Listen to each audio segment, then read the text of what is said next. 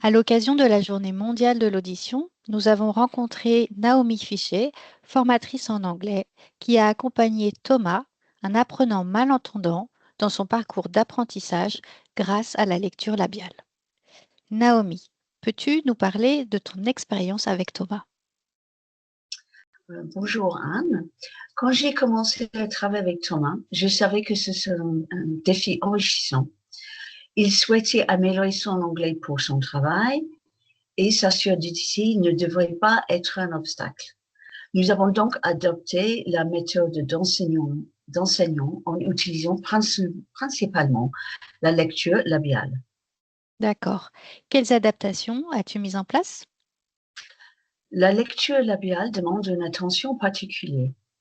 Je devais toujours faire face à Thomas et parler clairement sans exagérer et utiliser le support papier.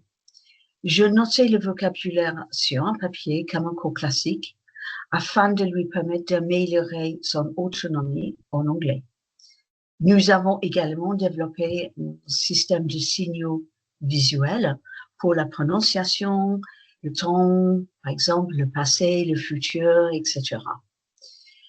Les séances étaient plus intenses car la lecture labiale demande beaucoup d'attention et de concentration. D'accord. Et du coup, Naomi, comment as-tu été sensibilisée à la lecture labiale? C'est un peu par hasard.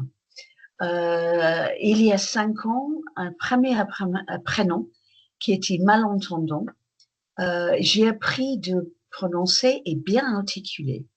J'ai constaté que l'apprenant lisait sur mes lèvres et donc il a fait plus de progrès en 20 heures que les autres apprenants.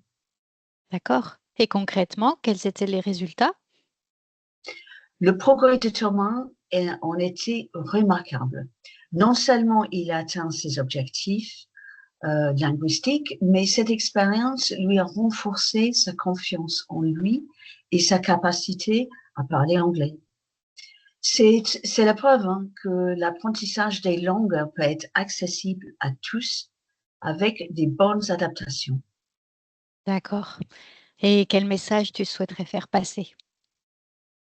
À encourager les apprenants à faire part de leurs besoins spécifiques pour qu'on s'adapte au mieux, tout simplement. D'accord. Et aux formateurs, est-ce que tu aurais des conseils à donner?